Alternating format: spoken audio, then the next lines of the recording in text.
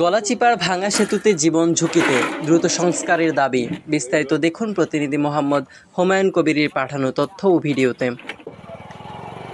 পটুয়াখালীর গলাচিপা উপজেলার কালিকাপুর ও পানপট্টি ইউনিয়নের সংযোগ খালে নির্মিত বারোকানিয়া বাড়ি সেতুটি বর্তমানে ভাঙাচোরা ও ঝুঁকিপূর্ণ অবস্থায় রয়েছে।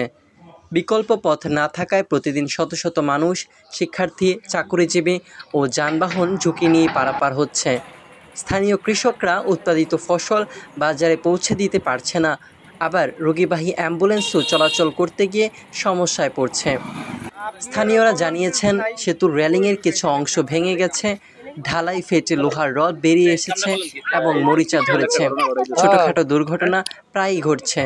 স্থানীয়রা কাঠ বিছিয়ে অস্থায়ীভাবে চলাচল সচল রাখার চেষ্টা করছেন। পানপট্টি ইউনিয়নের পরিষদের চেয়ারম্যান মোহাম্মদ মাসুদ রানা বলেন, শিক্ষার্থী, রোগী ও কৃষকরা প্রতিদিন ভোগান্তিতে রয়েছেন। দ্রুত নতুন সেতু নির্মাণ ছাড়া পরিস্থিতি আরও মারাত্মক হতে পারে।